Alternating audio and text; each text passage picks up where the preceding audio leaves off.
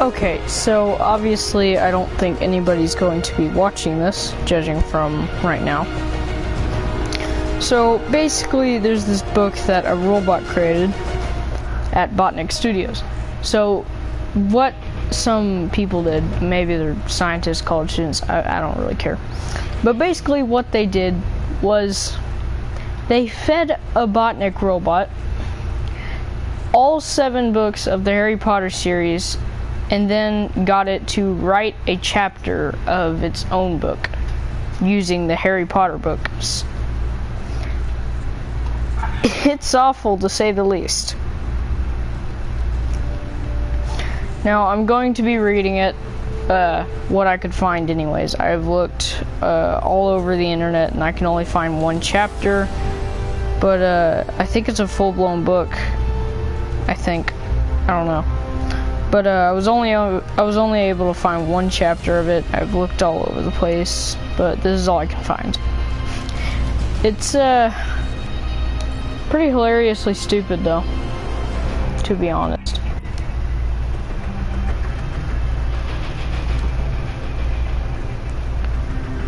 Okay, so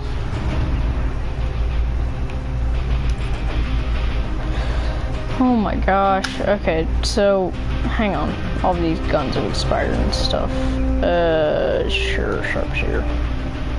Okay. Good for you.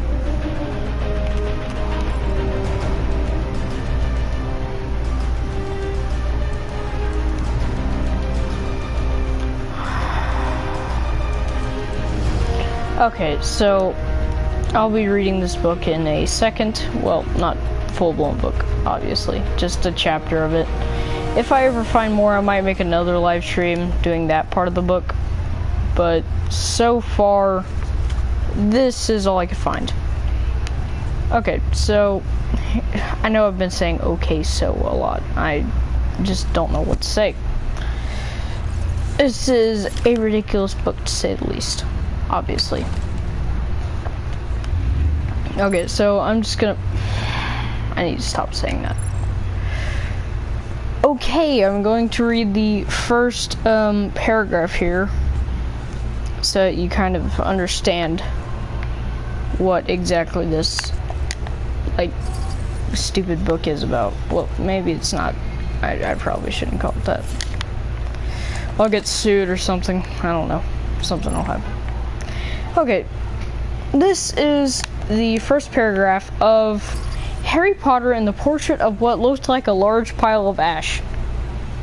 Yes, that's the actual name of this book. Set the dark tone, please. And start. The castle grounds snarled with a wave of magically magnified wind. The sky outside was a great black ceiling which was full of blood. The only sounds drifting from Hagrid's hut were the disdainful shrieks coming from his furniture. Magic. It was something that Harry Potter thought was very good. Yeah, see? I mean, at least the book can actually spell the words. Like, at least the bot could spell the words right, but good lord. Now, I've read up to like halfway through the 6th book of the Harry Potter series, so I kind of know like some of this stuff. Okay, so Hagrid's hut is obviously just a hut. That's all you need to know. I don't think he's ever introduced in this chapter. So, here's the 2nd chapter. Leathery sheets of rain lashed at Harry's ghost as he walked across the grounds towards the castle. Ron was standing there and doing a kind of frenzied tap dance. He saw Harry and immediately began eating Hermione's family. What?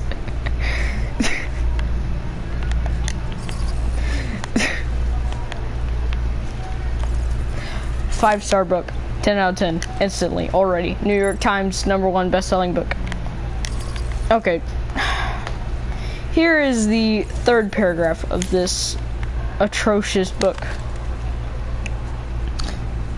Okay, this is only a sentence, so I'm going to combine it with the next paragraph. Ron's Ron shirt was just as bad as Ron himself. If you two can't clump happily, I'm going to get aggressive, confessed the reasonable Hermione. What about Ron magic? Offered Ron. To Harry, Ron was a loud, slow, and soft bird. Harry did not like to think about birds. What?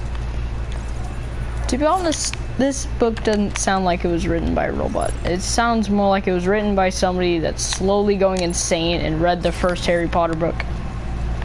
It just... What?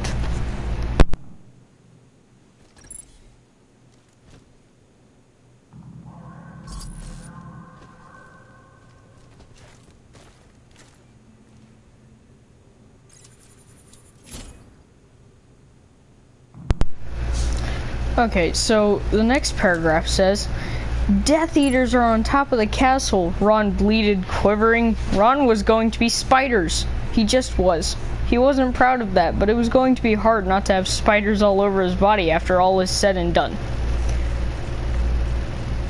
This book makes no sense at all, obviously. So, I guess if you could take anything away from the first few paragraphs of this book, write like this all the time, and you will have the best books ever. Look, said Hermione. Obviously, there are loads of Death Eaters in the castle. Let's listen in on their meetings. Okay, this part doesn't... I mean, it kind of makes sense, actually, surprisingly. So... maybe the AI isn't as bad as you thought. Nope, never mind. The three complete friends zapped onto the landing outside the door to the castle roof. They almost legged out, but witches are not climbing. Ron looked at the doorknob and then looked at Hermione with searing pain. I think it's closed, he noticed. Locked, said Mr. Staircase, the shabby-robed ghost. They looked at the door, screaming about how closed it was, and asking it to be replaced with a small ord. The password was beef women, Hermione cried.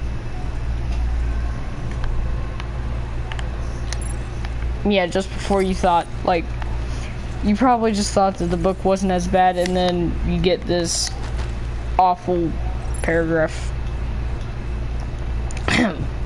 Here's the next one. Harry, Ron, and Hermione quietly stood behind a circle of Death Eaters who looked bad. I think it's okay if you like me, said one Death Eater. This makes no sense.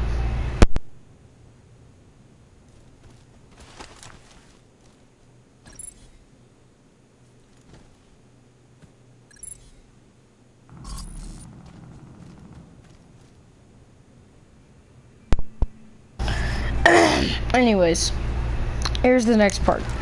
Thank you very much, replied the other. The first Death Eater confidently leaned forward to plant a kiss on his cheek.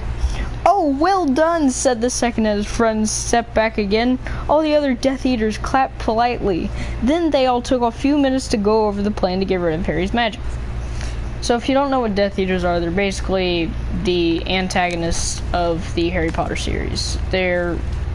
if you know who Voldemort is, it's basically they're just their minions.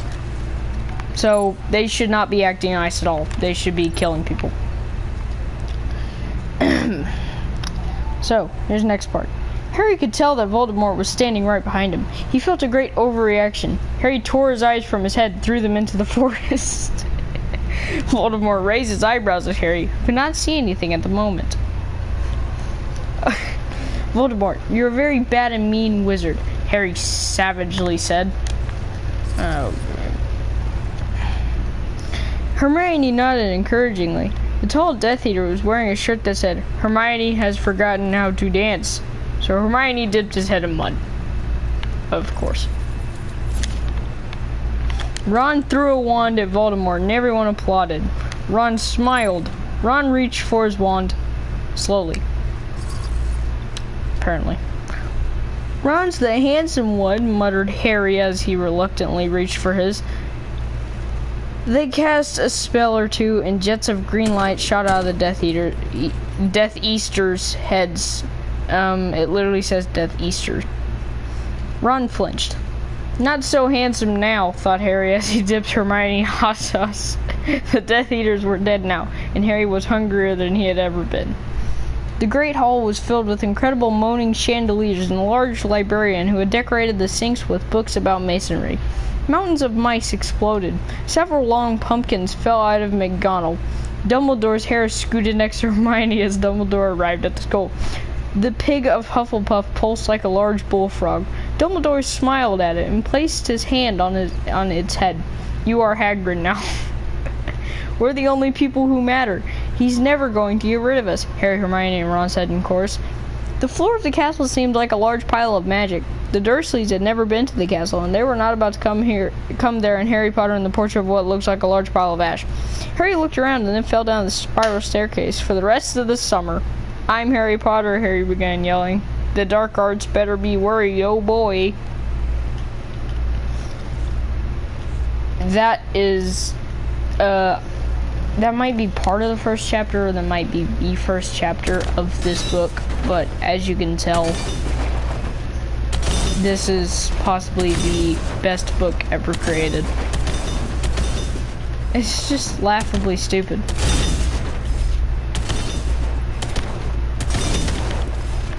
This just kind of makes me wonder why are robots supposed to be all high-tech and stuff when they could barely even produce a book? Like, seriously, you'd expect that would have been done, like, years ago. I mean, we have Audible.com. Wouldn't that have already happened? But, basically, this book is awful. Now, I'm gonna look around for a minute and see if I can find, like, any more of the book. If I can, I will read more of it. But, I don't think so. I think I found one.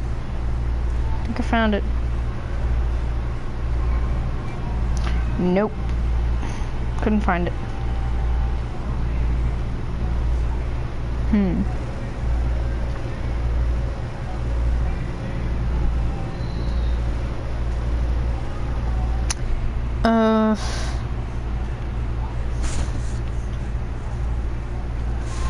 Yeah, I don't think I'm going to find it.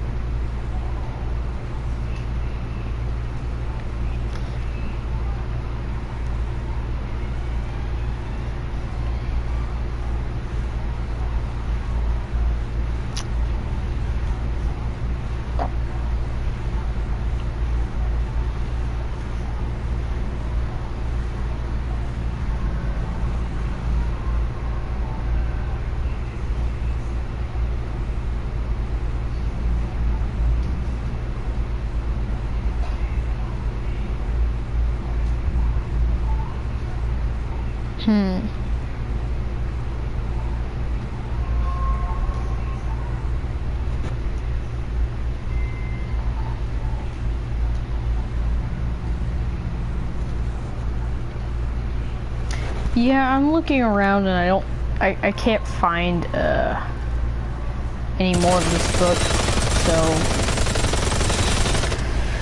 you know what? Why not just look around for news articles, something like that.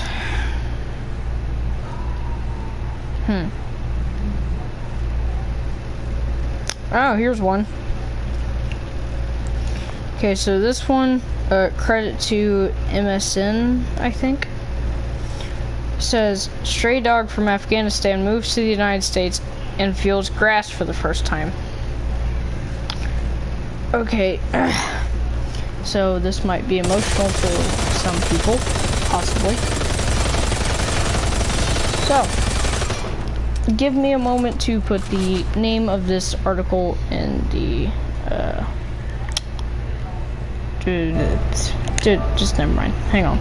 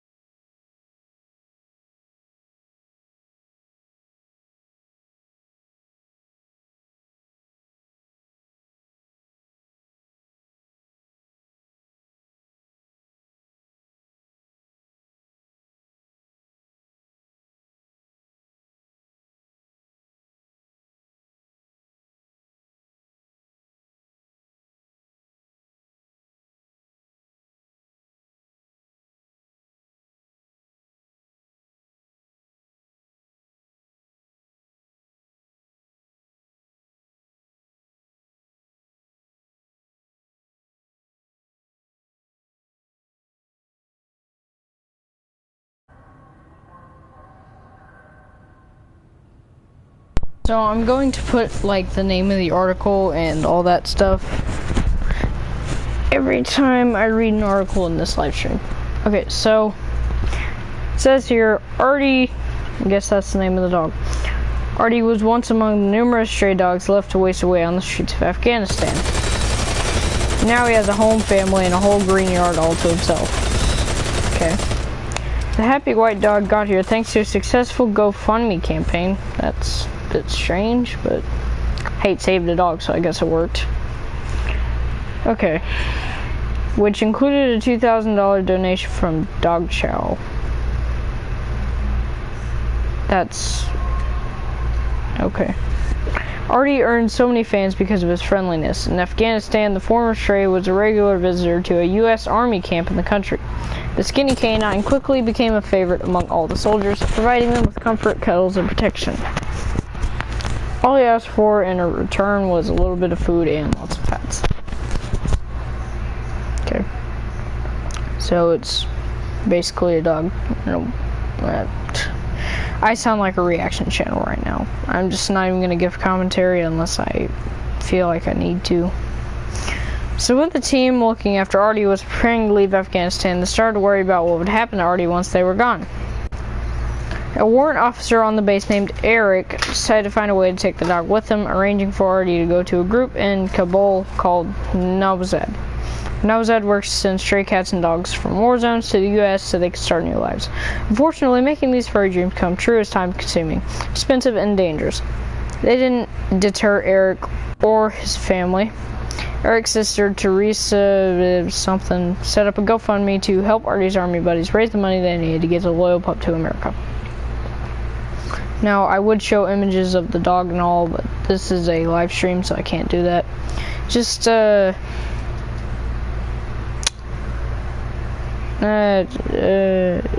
it looks like a pit bull if it was white, I guess, something like that. There's an image.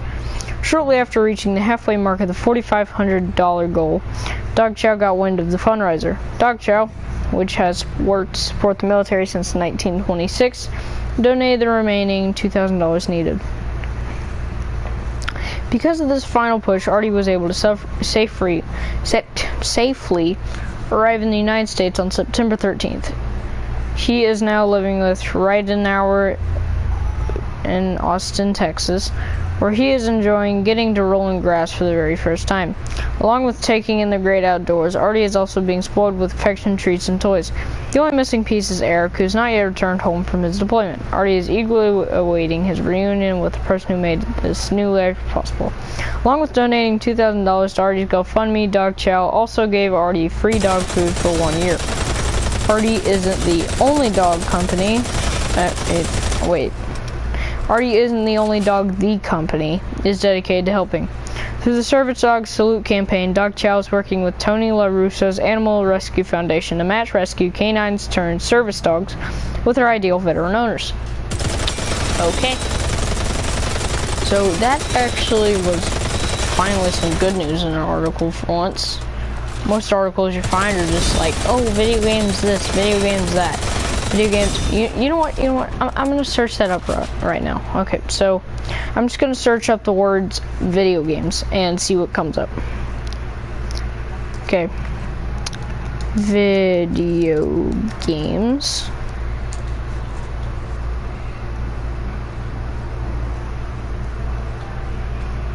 Okay, I'm gonna go to the news section and see what's here.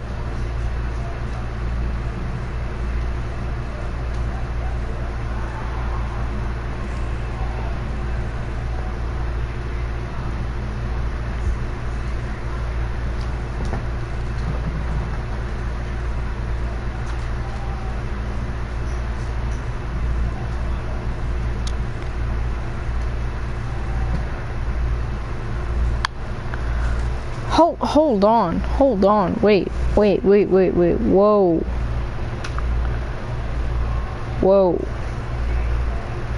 Okay,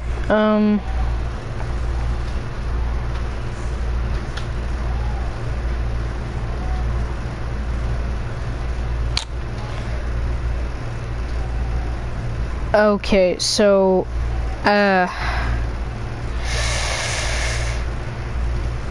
You know what? Yeah, sure. I will read this article. No, not that. Alright, going to read this article now. Just going to let you know this was a tough decision on my half. It's pretty dark.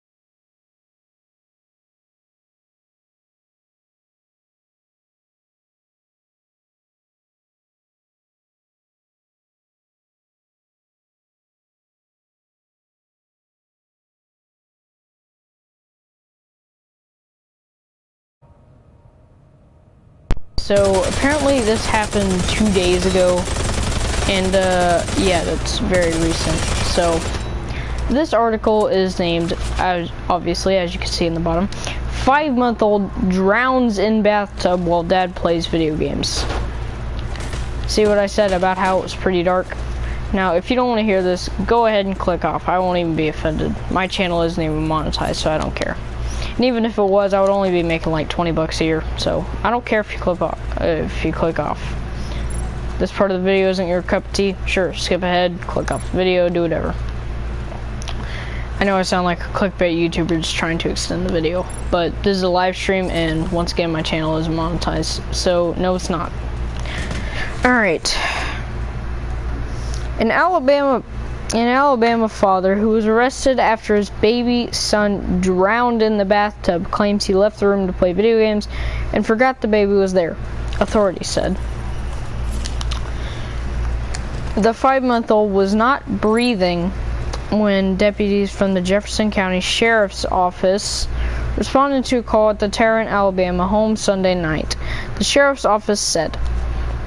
Paramedics took the baby to the hospital, where he soon was pronounced dead, the Sheriff's Office said. Yeah, it's pretty dark stuff. It's pretty messed up. Now, to be honest, I hate the whole thing of like, oh, video games are the cause of this, or video games are the cause of this, but this is just ridiculous. Now, video games still aren't the cause of this. Well, I mean, it's part of it, but not exactly. It's more of the father being very irresponsible and leaving his 5-month-old son probably could barely even crawl, because 5 months old is like, you're just starting to lift your head off the ground. I mean, you really expect that your child's just gonna have a full-on bath bubbles and be fine? So he's being pretty stupid leaving his baby in a bathtub. It's 5 months old, so this thing's barely able to lift his head, and this father's just gonna put it in like 1 foot water. Well, probably not 1 foot, that would be too much. Hope he would be that sensible. And you're just gonna leave it there? Now, obviously he forgot, but still, like, keep an eye on him or something. At least, like, keep an ear out or something. The baby's father, 23-year-old, I'm not going to say his name, told detectives he had turned the water on and put the baby in the tub and then left the room to play a video game, the Sheriff's Office said. He told detectives he forgot about the baby, and when he returned to the bathtub, about an hour later, he found the child was unresponsive, the Sheriff's Office said. Detectives believe his claim, Sergeant Jake Self told ABC News. Yeah, I forgot to say this, but credit to ABC News for making this article. Forgot to say that.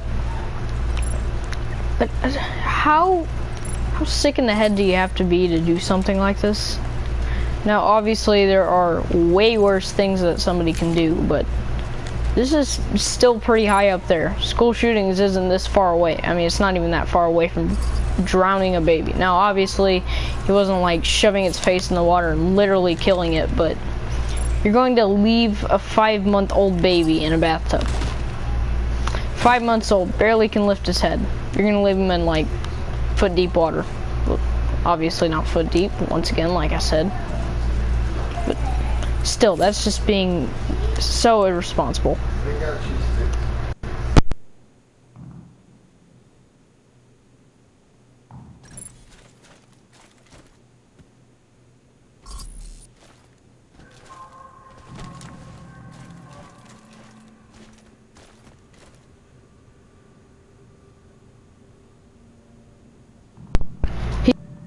And charged with reckless manslaughter. That sounds about right. The baby's mother was not home at the time, Self said. 2 other children live at the home, and one was there at the time of the incident, Self said. And Self is like sheriff, I think, something like that. The 2 children were placed in the care of a grandmother pending an investigation, he said.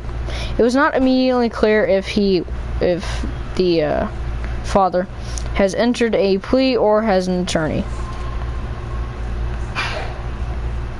That was the entire article.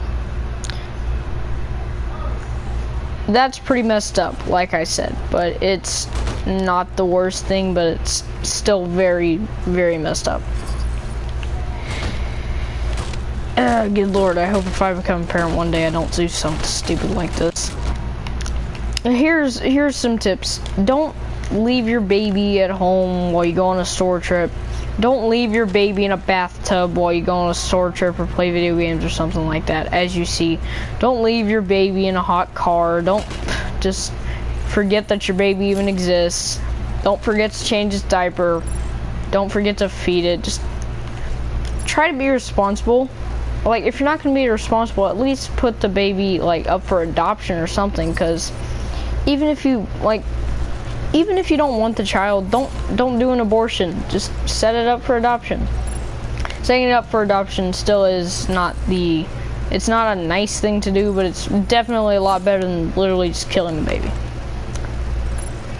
Point here is, if you're not going to be a responsible parent, don't even keep the kid. Give it to somebody else that'll actually care about it. So that's basically all that I've got.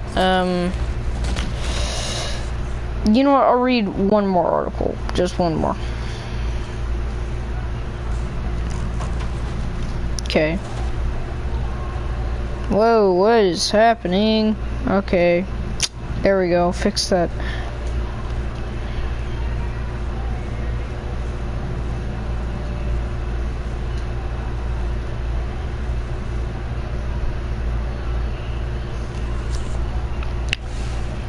Okay, so I found another article. I'm gonna see how this one works.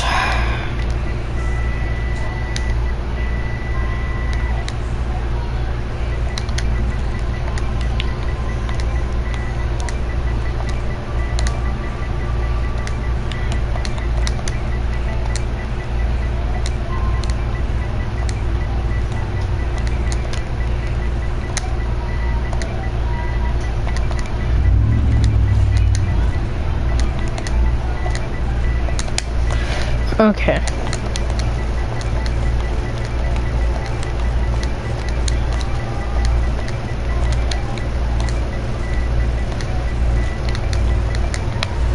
Okay, so here's an article that I just found. 5 mistakes you're making that are ruining your coffee. See if any of these are true. For many of us, our morning cup of... first of all, credit to MSN. Forgot to say that. For many of us, our morning cup of coffee is something we look forward to every day. No, it's not. It's something some people need every day. It's not really look forward to. People aren't just like, man, I can't wait to drink my cup of coffee. But then again, it's MSN. Who knows? Their entire work staff could be waiting all day just to get a cup of coffee for all I know. Sometimes it's even the highlight of our day. You must be having a pretty crappy day if that's your highlight. However, it can just as easily be the opposite if it's not made right. Alright, what am I doing wrong, MSN? Even though it's a small detail in a day's worth of events, a bad cup of coffee is a serious bummer. How'd you guess? I thought that it was great. I mean, it's definitely a lot better than, you know, like sleeping or, you know, doing anything that you'd like to do. Of course it's bad. Duh. I don't know a single soul on earth that likes bad cups of coffee, mind you. Have you ever been halfway through your morning commute when you finally take a sip from the thermos you prepared before leaving, to then realize that something about the taste is a little off? All the time, actually, because I am wonderful at making cups of coffee. I sound sarcastic, but the wonderful at making cups of coffee is the only part that's sarcastic. I am actually awful at making coffee.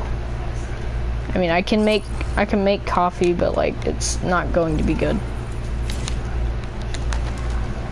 Okay, so on to the next part. Chances are, those morning coffee blues could probably have been easily avoided if you knew you or your barista, if you're a quick stopper, were making one of these mistakes. Okay, number 5, I guess. You're still using a single-serve coffee machine. So, not only are these single-serve coffee machines notably bad for the environment, they're not necessarily the best for you either. They're a hub for chemicals released by heat of plastics, and they collect dirt and grime in hard-to-reach nooks and crannies. Think about the last time you cleaned, not just descaled, but scrubbed down your machine. Now think about how clean your cups of coffee have been since then. To avoid all the potential risks and gross residues, opt for a more classic and simple brewing method like French press or pour-over station. They have the same convenience of brewing a single serving of coffee without the complications of a high-maintenance machine. High-maintenance machines are not complicated. Turn it on, wait 30 seconds, press a button, you just sit there, finishes up, and then all you gotta do is put in your creamer and mix it. It is not complicated, MSN. Now, maybe it is for you guys, but I literally have a coffee machine. Now, not like I specifically, obviously. What point is, I have a coffee machine in my house. And guess what? It's not complicated. You turn it on, you wait for about a minute for it to heat up, you press the button, finishes, and then you put it in your creamer, mix it, you're done. It is not like this complicated process that's just impossible to do. Now, once again, I don't know absolutely everything about coffee, so who knows? It could be complicated, whatever. Number 4, you're not measuring your coffee correctly. Oh, for God's sake. There's nothing worse than a weak cup of joe. If disappointment had a taste, that would be it. Weak coffee is the result of an improper coffee to water ratio. And according to the National Coffee Association, the golden ratio is 1 to 2 tablespoons of ground coffee for every 6 ounces of water. I do not want to do the math for that. However, it will vary depending on your choice of brewing method as well as your taste preferences. Moral of the story, if you don't already have one, get yourself a measuring tablespoon and get ready for some trial and error until you find a ratio that works for you. Then you'll get a perfect cup of coffee every time. Well, apparently, there are 5 things I'm doing wrong, so I'm not going to have a perfect cup of coffee yet. We gotta read the last 3, guys. Number 3, you're making iced coffee incorrectly. I don't make iced coffee, but for the people that do. To be clear, we're talking about iced coffee, not cold brew. The two are made very differently. Iced coffee is brewed with hot water using one of the many traditional brewing methods and then chilled down. If you make iced coffee this way, not ice without chilling it down in the refrigerator for a bit, the ice will melt and water it down. If there's no time for refrigeration, you can make the coffee twice as strong to compensate for the ice dilution. Number 3. You haven't given at-home lattes a shot. You're right, I haven't, because I'm doing perfectly fine right now. If you're a latte drinker, of course I'm a latte drinker, guys. You know, I be drinking those lattes all day. Who doesn't drink them lattes? I mean, I'm a professional latte drinker. I got a PhD in latte drinking. You're more likely to stop at Starbucks on your way to work than you are to try your hand at making one at home. That is if I had a Starbucks around here, but we don't have a Starbucks here. But thanks to easily accessible milk frothers and espresso machines, they're becoming just as easy to make in your kitchen as a black cup of coffee. You're right. If you haven't tried it out yet, you should, because it could save you money and residue-filled coffee from coffee shop and steaming ones in the long run. Number 2, you're not exploring your options. You're right, I'm not, because once again, I'm doing perfectly fine as it is with my coffee. It's easy to get stuck in the daily grind of habitually making or ordering the same drink. It's not that hard. Sure, it's okay to have favorites, but you also don't want to limit yourself. Coffee culture and education is booming. There's so many different roasts and varieties out there to try. If you never switch it up, bro, you may never know that your new favorite morning brew is right around the corner. Wait, hold on.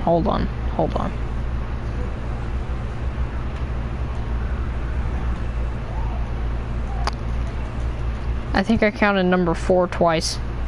Sorry. Well.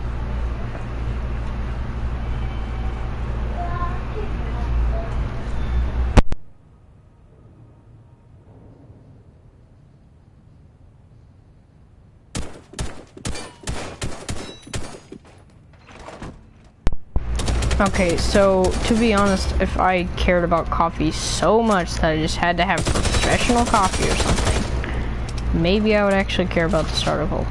But I obviously don't. So, point being, if you're not a professional latte drinker, bro, get out of my house. Yeah, I don't know what this live stream was supposed to be. I mean, it was obviously supposed to be like the rollout making that Harry Potter book, but I could only find one chapter of it. Apparently it's like an official book or something, maybe. Maybe I'll buy that book one day and read it or something. I don't know. Read it for you guys. What you think? Anyways, hopefully you guys have enjoyed. Be sure to comment, like, subscribe if you haven't already. See you guys next time. Bye.